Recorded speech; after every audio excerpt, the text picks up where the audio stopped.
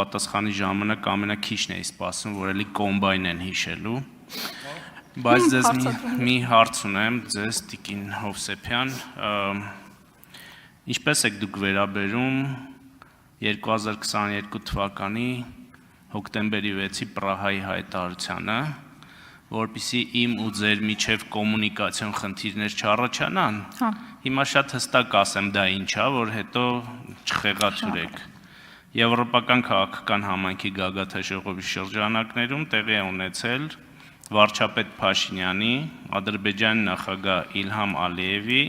Ֆրանսիայի նախագահ Էմանուել Մակրոնի եւ Եվրոպական խորհրդի նախագահ Շարլ Միշելի քառակողմ հանդիպումը, որտեղ ընդունվել է համատեղ հայտարարություն։ Եվ ըստ այդ հայտարարության Հայաստանը եւ Ադրբեջանը հաստատել են իրենց հանձնառությունը ՄԱԿ-ի կանոնադրությանը եւ 91 թվականի Ալմատիի հռչակագրին, որոնց միջոցով ճանաչում են միմյանց տարածքային ամբողջականությունը եւ ինքնիշխանությունը։ Հիմա վնիմանիե вопрос. Ինչպես եք վերաբերում այս հայտարարությանը։ Ես կարող եմ ավելի որպեսզի կոմունիկացիոն խնդիրը չլինի, դուք ճիշտ կարող եմ մեկնաբանել, արդյոք ես ճանաչում եմ Արցախը Ադրբեջանի կազմում, այդ է ձեր հարցադրումը։ Ես ճանաչում եմ իմ հայրենիքը, ես ճանաչում եմ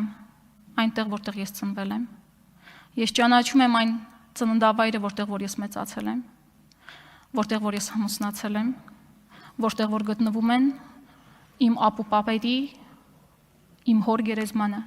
ես ճանաչում եմ դա, ճանաչում եմ ու երբեք չեմ մոռանալու, ինչպես որ չեն մոռանալու 120,000-ը, ավելին, ինչպես որ չեն մոռանալու շատ հայեր։ Այնպես որ ես միշտ հարց է առաջանում ինձ մոտ, ինչ է զգում հայը, երբ որ նման հարցադրում է անում Արցախցուն, Արցախահային, արդյոք նա ճանաչում է Արցախը Ադրբեջանի, ինչ նպատակով է դա հարցնում, ցավացնելու, գիտեք, ձեր հարցերը վաղուց չեն կարող ինձ ցավացնել, ես տեսել եմ Արցախի անկումը, ավելին, դրանից ես ավելի եմ իմ դիմադրողականությունը բարձրացել, բայց ցավացնում է, գիտեք ինչը, այդ հիշողությունները, շնորհակալ եմ։ Արձագանք։ Տիկին Հովսեփյան, այս ձեր հայտարարությունը տեղի կլիներ, եթե դուք Պրահայի 2022 թվականի հոկտեմբերի 6-ի հայտարարությունից հետո մի հատ շռնդալից հայտարարություն անեիք եւ դուրս գայիք արտաքին գործերի նախարարությունից, որտեղ մնացել եք մինչեւ 23 թվականի օգոստոս։ Սա մեկ եւ երկրորդը,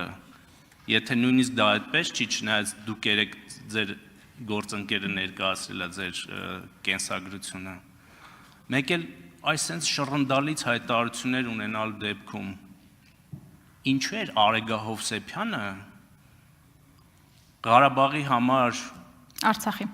Ղարաբաղի համար այդ ժամանակահատվածում ապրում Հայաստանի Հանրապետության մայրաքաղաք Երևանում։ Շատ շնորհակալ եմ հարցի համար, նախ ինձ չի թվում, թե մեր քաղաքացիներին շատ կհետաքրքրի, բայց հարցի ստիպված եմ պատասխանել։ Եթե արտաքին գործերի նախարարությունում այսօր դեռ կան ազնիվ մարդիկ, նրանք կարող են փաստել ու կարող եք հարցնել։ Աշխատանքից ազատման իմ դիմումը գրվել է 2020 թվականի նոյեմբերի 10-ին։ Այդ ժամանակ Հայաստանի արտաքին քաղաքական գերատեսչության կողմից նաև իմ համոզմունքներով որոշեցի սպասել ընտրություններին, որովհետև իմ սխալներ երևի, որտեղ մտածում եմ 21 թվականի ընտրություններից դուք հեռանալու եք։ 21 թվականի ընտրությունները եղան, դուք մնացիք։ Եվ 21 թվականից հետո ես գնացել եմ երեխայի խնամքի արձակուրդի։ 21 թվականից մինչև 23 թվականը ես չեմ աշխատել արտաքին գործերի նախարարությունում, ես մեծացնում էի իմ բալիկին, մեծացնում էի Արցախի մասին հիշողություններով, դիմումս գրել եմ 2023 թվականին լինելով դեռևս երեխայի խնամքի արձակուրդում, մեկ տառ անգամ, մեկ նախադասություն անգամ չեմ գրել, չեմ աշխատել 21 թվականից ձեզնից հետո։ Իսկ ինչու է Երևանում, ճիշտ եմ հասկանում ձեր հարցը այն էր, որ ես պիտի մնայի Արցախում եւ զոհվեի։ Շնորհակալ եմ։